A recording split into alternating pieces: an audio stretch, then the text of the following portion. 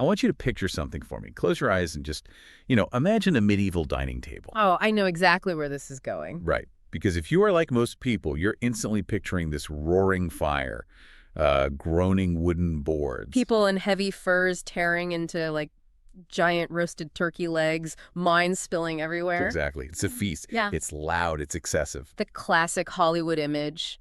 A great hall lit with torches, maybe a whole pig roasting on a spit, and nobles tossing scraps to the dogs. But today, our mission is to completely shatter that illusion.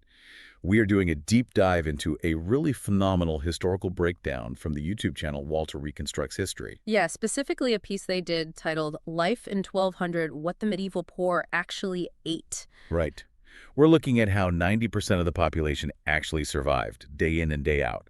Because for the vast majority of people, that roaring feast you pictured, it was a total myth. A complete myth. Because food was not culture back then. It wasn't, a source of pleasure or a fun hobby. Food was a harsh daily arithmetic against death. That's a heavy way to put it, but it's true.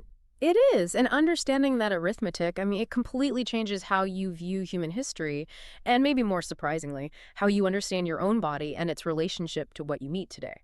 Okay, let's unpack this.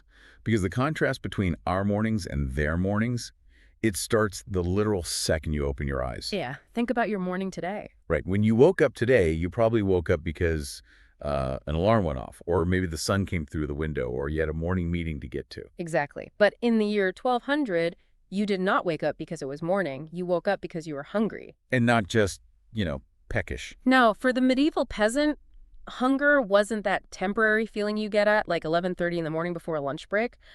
Hunger was a constant physical companion. The source text describes it so viscerally. It calls it a hollow, patient pressure just under the ribs. Yes, it lay down beside you in the dark, and it was waiting for you before your eyes even opened. If I woke up with that kind of hollow pressure, my first instinct would be to grab a piece of bread. But even the bread was rigged against them, wasn't it? Absolutely. And we have to immediately banish the idea of, soft sliced white bread. Right. That didn't exist for them. Not at all. Soft white bread with a golden crust, what they called wastelmanet, that was baked exclusively for lords. Because it took so much effort to make, right? Exactly. It was made from wheat flour that had to be sifted repeatedly through fine cloth and mechanically sifting through away the most nutritious parts of the grain. Like the bran and the germ. Right, leaving only the soft starch. But in the year 1200, nutrition wasn't the goal. Whiteness equaled wealth. The whiter the loaf, the higher the hand that held it. Wow. Which leaves the peasants with something called maslin. Maslin, yes. The text describes it as this dark, heavy thing, basically the color of the dirt it grew in. A dense compromise of rye and wheat. And in hard years, they stretched this flour with ground peas and beans just to create some kind of bulk. I can't imagine that tasted good. No, and the physical toll of that maslin bread is actually permanently recorded in the archaeological record. Oh, wow, really? Yeah. When a peasant bit into a loaf of maslin, it is often as dense as a fist, but the real danger was invisible. The grit from the millstones. Exactly. The massive stone wheels used to mill the grain didn't just crush the wheat. The friction caused the stones to slowly crush each other. So, yeah, it feels like this predatory subscription model where you don't even own the food you grew with your own hands. Mm-hmm. There are 3 different institutions taking a cut of your bread before it even reaches your wooden bowl. The system was meticulously designed to extract wealth from the people doing the actual labor. Starting with the mill, right? Right. First, you were legally forbidden from grinding your own grain at home. You were required to take it to the Lord's mill. So you had no choice. None. The miller would grind it, but he took his cut of your flour right off the top before handing the sack back to you. This mandatory fee was called the multure. You can just imagine standing there, watching the miller scoop out his share, wondering if his scoop was, like, a little too big. Oh, it makes total sense why the miller was often the most despised man in the parish. Right. But then you get your diminished sack of flour back, and you still can't just go home and bake it. No, because in many places, the oven also belonged to the Lord. Of course it did. Building a stone oven that could hold high heat required capital a peasant just didn't have. So you carry your dough to the Lord's bakehouse, and you pay another fee. Either in copper coins or by handing over actual loaves of your baked bread, just for the right to apply fire to the food you grew. Exactly, and then the church steps in.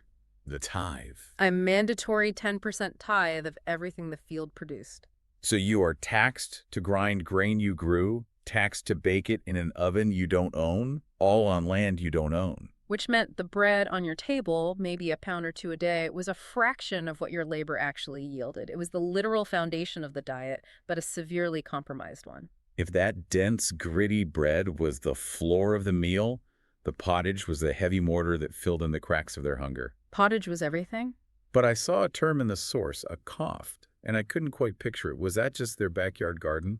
Sort of, but calling it a garden understates its importance. A coft was a small square of dug dirt pressed right up against the walls of their house. So very small. Very, but it was the only piece of earth where the yield actually belonged entirely to the family. They grew onions, garlic, leeks, and these really tough, curling cabbages that could survive a deep frost. The source also focused heavily on broad beans and field peas, right? Yes, the beans and peas were the ultimate lifesavers because they provided critical protein. But they weren't eaten fresh like, a crisp spring pea. They eat them. They were left on the vine to dry out until they were as hard as pebbles. This removed the moisture that causes rot, allowing them to be hoarded in sacks for the winter. I love how the text described that. It calls a sack of dried peas a sack of winter survived. It's very poetic, but very literal for them. They would take those dried peas and the tough cabbages and just toss them into the pottage. Which was just grain and water, mostly oats or barley, boiling slowly over the fire all day until it thickened up. Right. But I have to ask about the pot itself, because I've always heard this rumor about the perpetual stew in the Middle Ages, like a pot that bubbled for decades without ever being washed. Yeah, that decades-long stew is a myth. But it does stem from a very real practice of extreme resource conservation. So they didn't wash it. Food and the fuel required to heat it were far too precious to just scrub down a drain every night.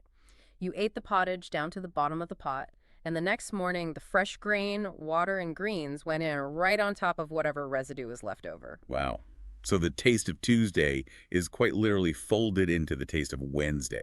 The flavor profile of a peasant's entire year was basically one long, low, continuous background note of wood smoke, boiled cabbage, and grain. And we complain about eating leftovers 2 nights in a row. Right. But I guess boredom with food requires having options. Yeah. You aren't bored by gray pottage. You eat it because it's hot, and the alternative is that hollow feeling winning the argument. Exactly. But honestly, I can't imagine powering a body through 12 hours of brutal farm labor on gray cabbage water and gritty bread. That just doesn't add up. How did they not just collapse in the fields? They needed fat and dense calories, and that came from their animals. But not in the form of meat, right? No. That classic Hollywood image of peasants tearing into roasted meat completely ignores basic agricultural economics. Cows, sheep, and oxen were immensely valuable living machines. They were worth way more alive than dead. Exactly. A cow converts grass you can't digest into milk you can. A sheep grows wool, which was basically currency. An ox pulls the plow. So killing them would be ridiculous. A dead cow feeds you for a week, but a living cow keeps you alive for years. So their strength had to come from what the source calls the white meats: milk, butter, cheese, and eggs. Yes. And processing those white meats was a daily race against bacterial decay, because without refrigeration, fresh milk sours in a single day. Oh, right. So they had to do something with it immediately. The women of the household had to instantly transform it.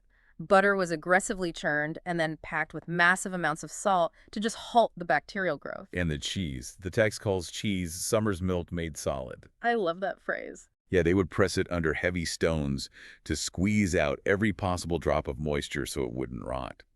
It left the cheese incredibly sharp, heavily salted, and sometimes as hard as the wooden board it was served on. But it was pure, dense energy. And eggs operated as these perfect, self-contained packages of protein. Though a peasant child learned early on that not every egg belonged to them. Right.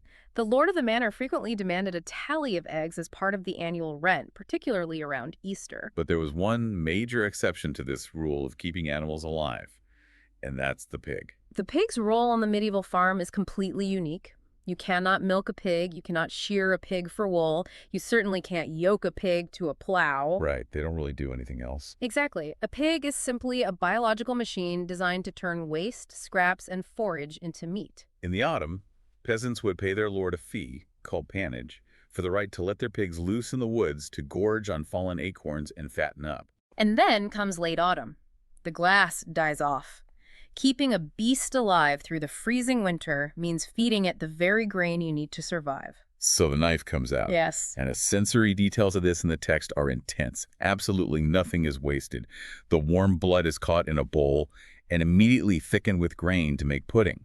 The internal organs are consumed within the first few days because they spoil the fastest. The fat is painstakingly rendered down into lard, which was treated like culinary gold. And the muscle meat is packed in salt or hung high in the rafters to be smoked by that perpetual fire in the center of the room. Here's where it gets really interesting. Yeah. If we connect this to the bigger picture, it completely reframes our modern understanding of meat. We view meat as the center of the meal, a steak taking up half the plate. But for them, meat was just a condiment. Exactly. It was a tiny, singular thread of salted, smoked bacon boiled into the pottage just to make a whole week of gray oatmeal bearable. So they were vegetarians by economic necessity, stretching the memory of a single autumn pig across the darkest, coldest months of the year. Beautifully put. But realism check here.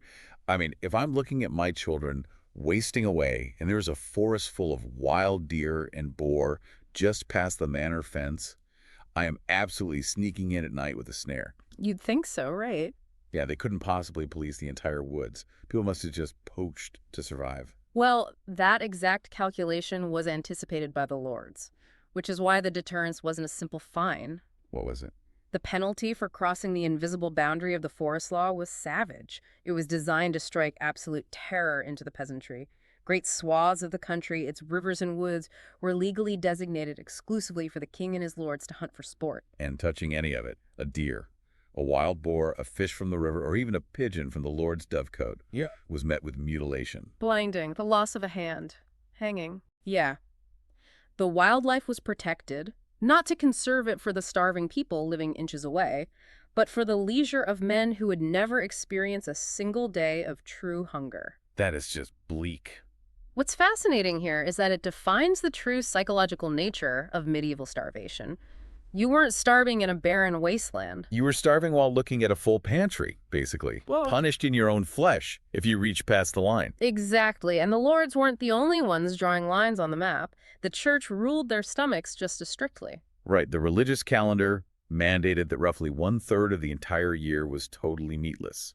Every Friday, the 40 days of Lent, the weeks of Advent. And during the strict fasts like Lent, the church didn't just forbid meat, they forbade the white meats as well. No eggs, no cheese, no butter, no milk. The very calories a peasant's physical strength relied on to actually work the fields were suddenly outlawed by holy decree. Which forced peasants living inland, away from the ocean, to rely on these incredibly grim substitutes. Fast-day food meant preserved fish. Yeah, the text talks about barrels of herring packed in so much salt that it would blister your mouth unless you soaked it in water for days. Or worse, stockfish. Stockfish is a perfect example of survival mechanics. They would take cod and hang it in the freezing, dry northern winds until every molecule of moisture was stripped away. So the fish became literally as hard as a wooden board. Exactly. And to prepare it, you couldn't just boil it. You had to take a heavy wooden mallet and physically beat the dried flesh against a rock for hours. Wait, you had to hit your dinner with a hammer. For hours, just to break down the hardened muscle fibers. Only then could you submerge it in water for days just to make it chewable. Beating your dinner with a hammer so it doesn't break your teeth. Though I will say, the source does note that the church provided rare holy mercies amidst all these rules. The feast days. Yeah. Christmas, Easter, the harvest home. Days where the crushing dietary laws were briefly suspended, the local lord might provide an ox or ale, and a full belly was officially permitted. And those brief moments of relief were vital because, while lords and laws controlled the land, the ultimate dictator of the medieval diet was time. Time itself. Food wasn't a static resource. It turned on a great, terrifying wheel of the seasons. Autumn was the brief window of safety. I mean, the harvest was in the bins, the pig was salted, the apples were gathered. But the wheel turns down into winter, And winter is the anxious spending of a fortune you cannot replace. You watch the grain bin sink lower, you water down the ale, you thin out the pottage. The natural assumption is that the deep freeze of midwinter was the deadliest time. Right? That's what I would assume, yeah. Freezing cold, no food growing. But the true terror of the medieval calendar arrived in late spring and early summer, a season they eventually gave a name so plain it actually made you flinch: the Hungry Gap. The Hungry Gap. Eh? I cannot get over the cruel irony of that. Spring is supposed to be the season of rebirth. The snow melts, the world turns green, the sun comes out. But psychologically, it is torture. The fields are perfectly green and full of promise, but the new crops aren't ready to harvest yet. Meanwhile, last year's stores are entirely gone. The salted meat is down to the inedible rind. The dried field peas are a memory. The cheese is gone. So what did they do? People were forced to forage the hedgerows, surviving on bitter wild greens simply because they were green and they were free. And the Hungry Gap is the stretch of the year when the people with the least physical reserve, the very old and the very young, would just quietly succumb. And remember, that describes an ordinary successful year. Right. What happens when the year wasn't ordinary? When the weather actually breaks the wheel? Devastation without a safety net. If a wet spring rotted the seed in the ground, or a cold summer flattened the grain before it ripened, a peasant couldn't just buy their way out of it. Because if the weather ruined their crops, it ruined the entire region's crops. Scarcity was absolute. Prices for whatever grain survived would skyrocket out of reach instantly. The source describes the bread turning dark and strange during these famines. First, they stretched the flour with bran meant for the animals. Then, out of desperation, they scavenged the woods, grinding acorns into a bitter flour, peeling the inner bark off trees, boiling it down to bulk out the bread. Just to quiet a crying child for one more hour. And the burial lists in the parish records would just quietly, steadily fill up. The blackened iron pot sitting over the fire in that smoky room wasn't just a cooking vessel. It was the literal front line between a family surviving to see another autumn and a family becoming a statistic in the parish records. The concept of enough wasn't casual. Enough literally meant survival. Exactly. Pulling back from that smoky room in the year 1200, it really forces you to look at your own modern kitchen completely differently. It does. Because the medieval table was largely defined by its great empty spaces. Think about what was entirely missing from their world. Half the globe, for starters. No potatoes. Think about that. Yeah. The ultimate reliable poverty crop that would eventually save millions from starvation in Europe was sitting across an ocean they didn't even know.